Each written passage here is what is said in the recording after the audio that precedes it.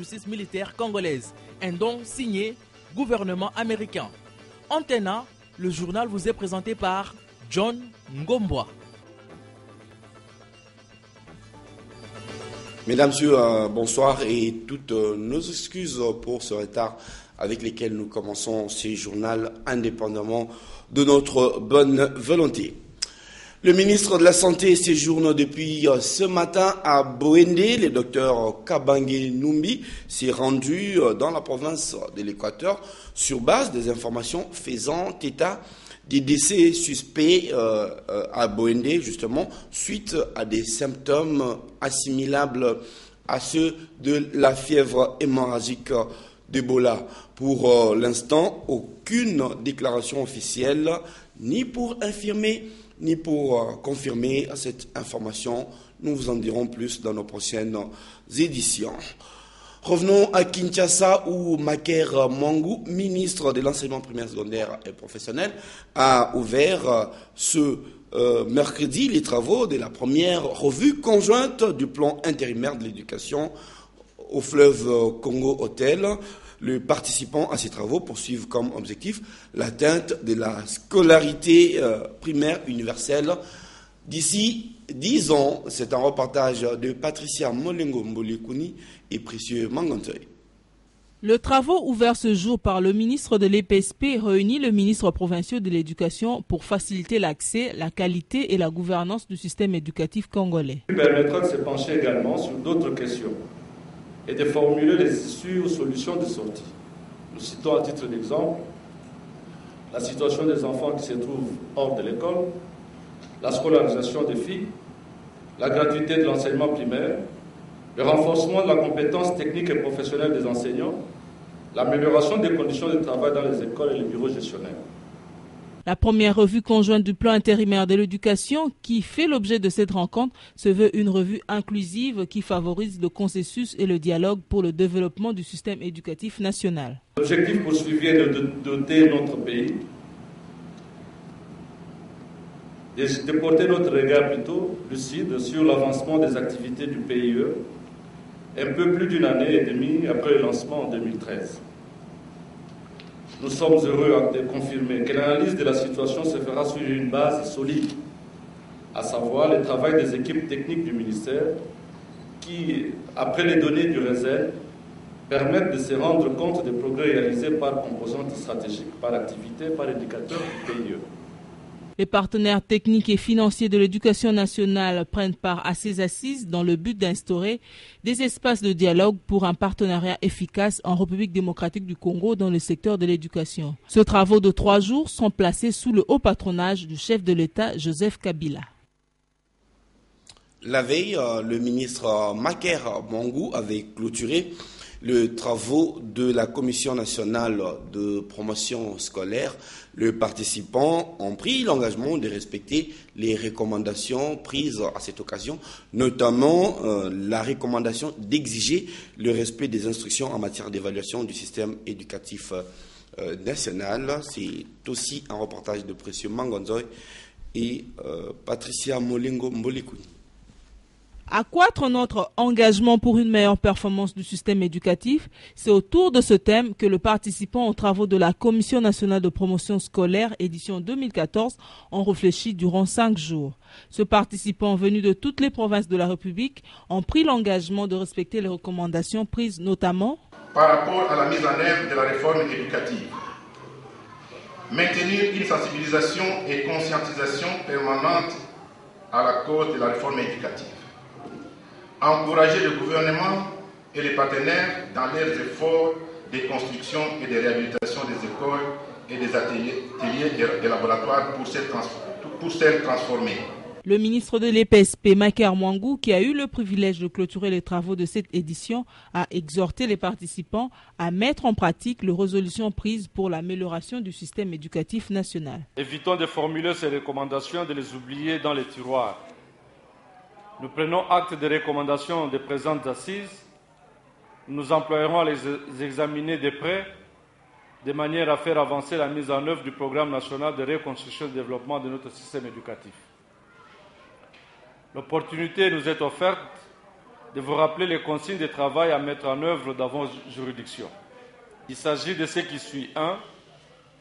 La concertation permanente dans la cohésion et l'unité qui doit demeurer la règle d'or pour votre travail quotidien.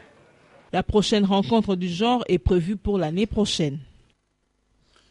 Vous vous doutez bien qu'un peu avant la rentrée scolaire, le ministre Maker Mwangou va avoir du pain sur la planche. Il a été aujourd'hui reçu par le Premier ministre pour une séance de travail avec le directeur général du BCECO pour évaluer l'avancement des projets de réhabilitation et reconstruction des infrastructures scolaires avant la fin de vacances. Sylvie Fortuné-Moula pour le commentaire.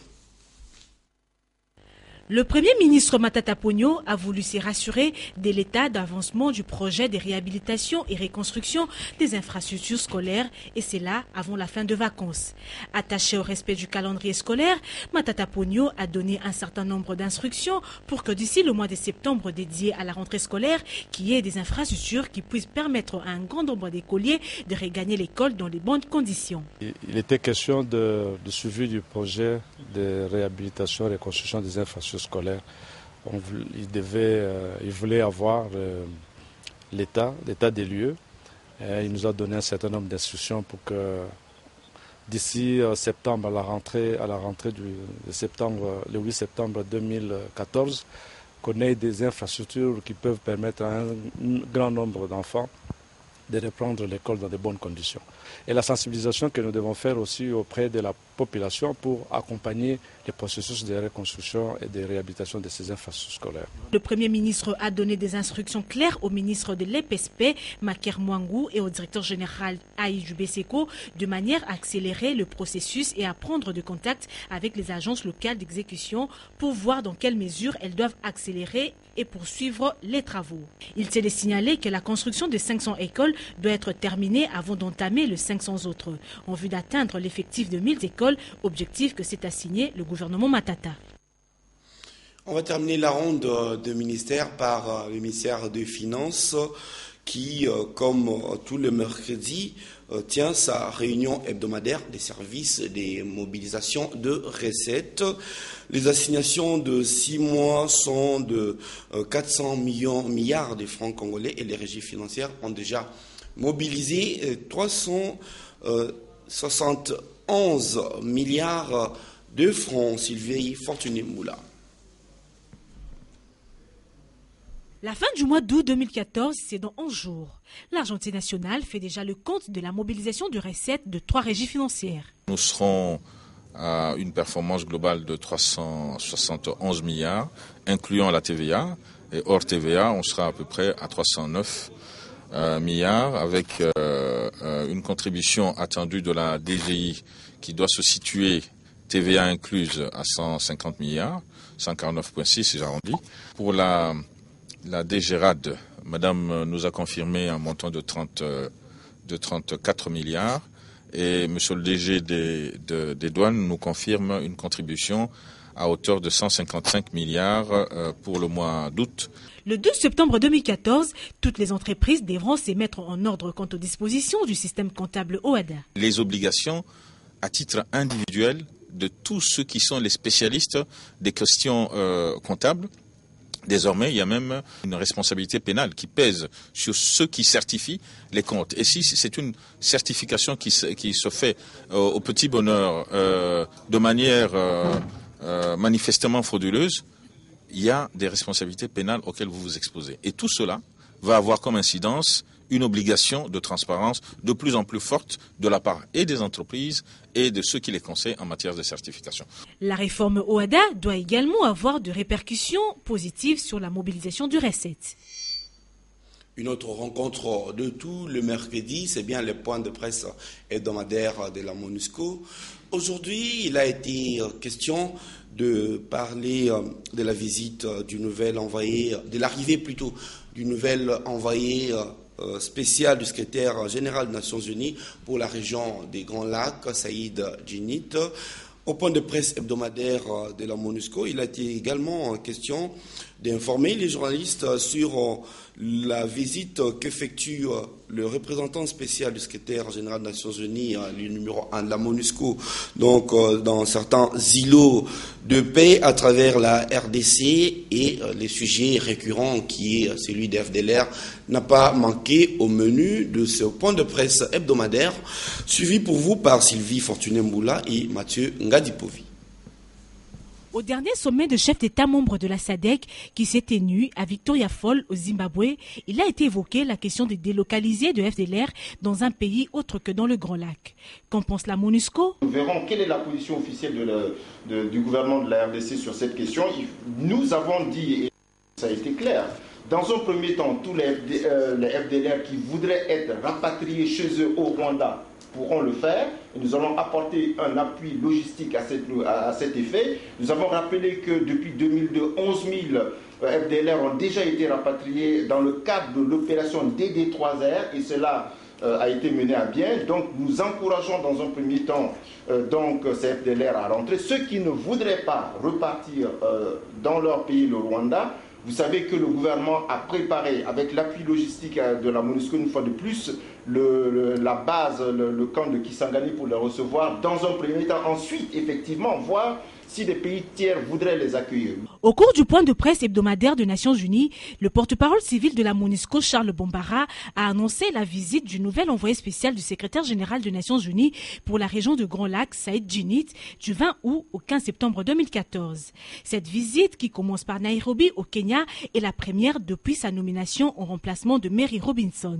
Son objectif est de se mettre en contact avec les différentes autorités de pays de la région de Grand Lac et de rencontrer les partenaires dans le cadre de la mise en œuvre de l'accord cadre pour la paix, la sécurité, signé par le chef d'État membre de la CIRGL à Addis Abeba le 24 février 2013. Peut-être que M. Djinnit ne manquera pas de rencontrer la nouvelle conseillère du chef de l'État en matière des violences faites sur la femme, Janine Mabunda, séjourne depuis hier à Goma pour se faire sa propre opinion de ce que c'est que l'état des violences faites sur la femme normalement dans le Kivu et principalement dans le Nord Kivu. Plus de détails avec notre correspondant à Goma, Pascal Moulegua, et joint par Lucie Mamba. La conseillère du chef de l'État en matière de lutte contre les violences sexuelles et recrutement des enfants dans des groupes armés, Madame Janine Mabunda, est pour sa première fois depuis sa nomination à ce poste arrivée à Goma ce mardi en début d'après-midi pour une tournée officielle. Au sortir de l'audience accordée par le gouverneur de la province du Nord Kivu, Julien Paluku, la nommée du 9 juillet et ex-ministre du portefeuille s'est dite venue dans une mission d'écoute aux victimes des dérapages de violences sexuelles et évoluer avec elle dans sa suite. Pour Madame Janine Mabunda, le Nord Kivu a fait une certaine avancée dans la lutte contre les violences sexuelles, d'où toutes ces victimes ont droit de bénéficier des dividendes de la paix en train d'être retrouvés dans la région. Elle propose dans son agenda faire le tour complet de la province du Nord Kivu dans l'optique d'écouter différents partenaires au quotidien dans ce secteur avant de rendre public son programme et plan de travail. Goma, Pascal Moulegua, Antenne A. Généralement pointé du doigt dans les violences sexuelles faites sur les femmes, les hommes en uniforme devraient bien se tenir. Le gouvernement des États-Unis d'Amérique vient de doter la justice militaire de la République démocratique du Congo d'un centre régional des ressources pour son bon fonctionnement. La cérémonie de remise de ces matériels et équipements a eu lieu ce mercredi au siège de la haute cour militaire à Kinshasa. C'est un reportage de Sylvain Kapombo Bossingeli.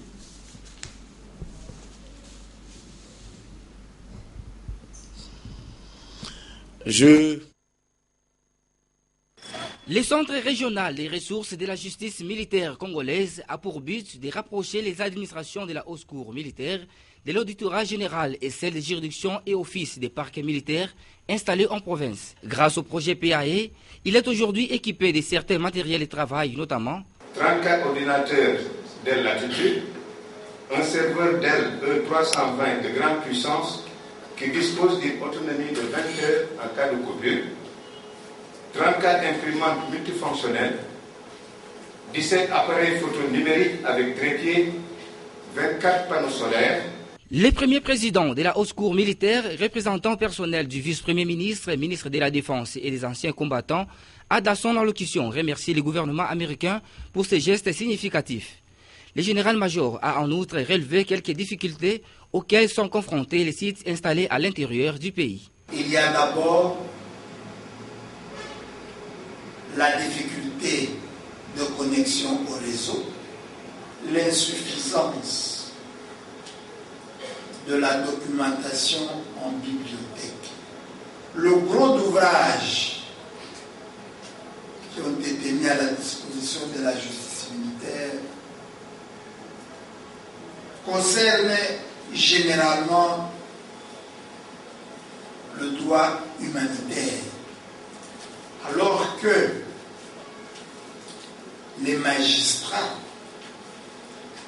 tant du siège que du parquet, ont plus besoin d'ouvrages du droit pénal.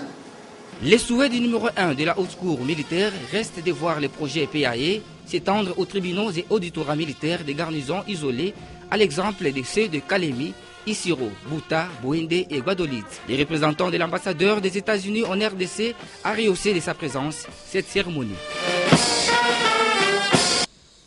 Nous allons nous rendre à Kisangani en province orientale dans le cadre des vacances parlementaires. Les membres du bureau de l'Assemblée provinciale de Kinshasa et les présidents des différentes commissions participent à un atelier de programme d'appui au Parlement à Kisangani avec le bureau de l'Assemblée provinciale de la province orientale. Richard Bakizolele, rapporteur de l'Assemblée provinciale de Kinshasa, nous fait le point. Il a été joint au téléphone par Africa Mujinga. Nous sommes venus à Kisangani sur invitation spéciale du programme d'appui au Parlement, en sigle PAP, qui est l'une des branches de l'Union européenne. Ce programme organise souvent des ateliers de renforcement des capacités au profit des députés provinciaux de la ville province de Kinshasa. Il a pris à cette structure de délocaliser cette fois-ci ces activités pour Kisangani en vue d'un mixage de deux assemblées provinciales, en l'occurrence l'Assemblée provinciale de Kinshasa et celle de la province orientale. Notre calendrier de matière prévoit les points ci-après. Les fondements juridiques du contrôle parlementaire, la typologie du contrôle parlementaire, le contrôle parlementaire de l'exécution du budget, les fondements juridiques de l'obligation de transparence des institutions parlementaires, la typologie de la communication et des principaux vecteurs, la problématique des relations médias-personnalités publiques, enfin la problématique de la communication institutionnelle. L'attente, c'est l'applicabilité de tout ce que nous allons apprendre au cours de ces forums. La mise en pratique de ces connaissances acquises pour l'intérêt capital de la population qui nous a donné mandat. Loin du pays, mais pas loin de sa cuisine, les Congolais vivant en Afrique du Sud s'organisent à leur manière pour continuer de consommer congolais, poissons fumés et ndakala, concurrence donc steak et hamburger à Cape Town, où notre correspondant Serge Chaoumba nous propose ces reportages rendus ici par Domomat. Dans ces shops situés en plein centre de Cape Town, en Afrique du Sud, rien que des produits de consommation courante, typiquement congolais, sont vendus. La propriétaire soutient que son shop connaît une clientèle impressionnante. Pour quelle raison?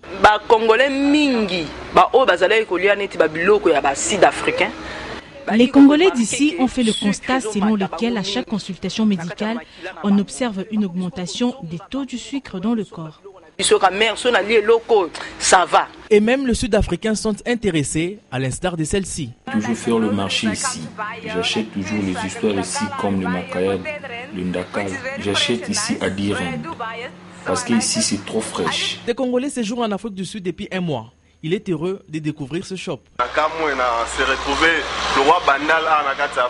Je suis surpris de retrouver dans ce shop tous les aliments que nous consommons à Kinshasa. Importer ces produits de Lubumbashi à partir de Cape Town relève cependant d'un combat des gladiateurs.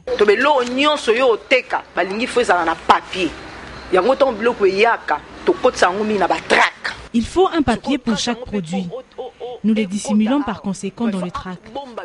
Aussi étrange que cela puisse paraître, cette nourriture est complètement méconnue ici.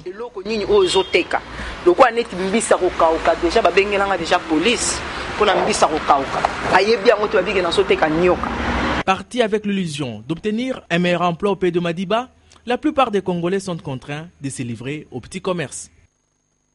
Bon appétit à Cape Town. Le nouveau temple de l'Assemblée chrétienne de Rigini, situé avenue Paroisse numéro 6 dans la commune de Lemba, sera consacré ce dimanche. Nos reporters se sont rendus sur le lieu pour constater les préparatifs de ces grands événements. C'est un reportage de Paulin Kalamba et Josène Belébélé. C'est désormais dans ce temple nouvellement construit que les fidèles de l'Assemblée chrétienne de Rigini se rassembleront pour louer l'Éternel sous l'encadrement bien entendu du révérend pasteur Barouti Kassongo. En effet, le dimanche 24 août 2014, les fidèles de cette église participeront tous au culte de dédicace de ces bâtiments de 3 mètres de hauteur. Avec ses 3 étages et un sous-sol, ce temple de Dieu a une capacité d'accueil de près de 15 000 personnes, résultat d'un travail de 15 ans, puisque la première pierre a été posée en 1999. À l'intérieur, on peut bien apercevoir les 2 chairs, les écrans géants, les haut-parleurs postés sur les murs de ces salles bien climatisées et bien aérées afin de permettre aux fidèles de bien suivre la parole de Dieu dans de bonnes conditions. Les installations sanitaires très modernes, les femmes d'un côté et les hommes d'un autre, sans oublier les 2 citernes, des réserves d'eau et 2 groupes électrogènes. Aujourd'hui, l'église est prête pour recevoir tous les fidèles. Les travaux sont terminés. Bon, vous savez que on a fixé la date pour quand même qu'on arrête parce que ça a un peu duré. Bon, il y a des petits réglages par-ci par-là. Ça, c'est sur le plan technique. Mais sur le plan d'accueil, donc vraiment les salles sont terminées. Tous les invités seront bien assis. Le rendez-vous est donc pris pour les dimanches 24 août 2014. Nous allons lire la presse parue ce mercredi à Kinshasa dans une sélection et commentaire des Dom Momad. Bonsoir. Ce soir dans le journal quinois, on parle palabre, bilan et fête avec en toile de fond la révision de la Constitution. En effet, le 22 août 2014, le parti lumumbiste unifié Palou totalise 50 ans d'âge, annonce Forum de Zas. À l'occasion de ces jubilés d'or, le Palou sort de ses sentiers battus, écrit le quotidien, pour lancer un vaste débat de fond sur tous les aspects de la vie nationale. Le Palou entend aborder la question de la Constitution, non pas dans ses aspects opportunistes du genre pour ou contre la révision, mais pose un problème de fond de la Constitution conçue en amont par le peuple et sanctionnée en aval par le même peuple. La majorité présidentielle va se livrer à un important exercice démocratique, estime la République.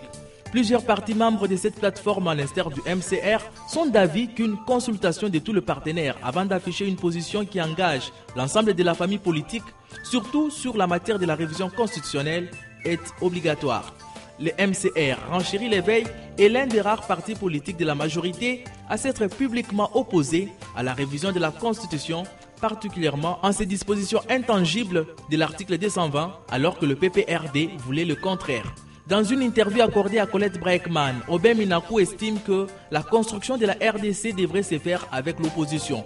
Pour le secrétaire général de la majorité présidentielle, le besoin pour l'opposition de co-gérer avec la majorité s'explique aussi par le besoin de préserver l'unité de la RDC qui est un pays atypique. Son souci clairement exprimé dans le journal La Référence est celui de faire participer l'opposition politique dans les décisions importantes ainsi qu'au sein du gouvernement de cohésion nationale. Moata News revient sur le sommet USA-Afrique pour en dresser un bilan. L'hebdomadaire souligne que le rendez-vous de Washington s'est révélé pour l'administration Obama, celui du corbeau et les renards des Jean Lafontaine. Les affaires d'abord, puis rien d'autre, gouvernement et autres points étant légués au dernier plan. La RD Congo est en train d'élever les défis de la création d'une compagnie aérienne nationale, bientôt dans les airs de la RDC, Congo Airways. Le premier vol de ces aéronefs des dernières générations est prévu pour la fin de l'année 2014. Bonsoir chez vous. Vous avez été nombreux à nous suivre à Bukavu par Vision Chala TV. Nous vous remercions pour cela. Bonsoir et bonne compagnie avec nos programmes.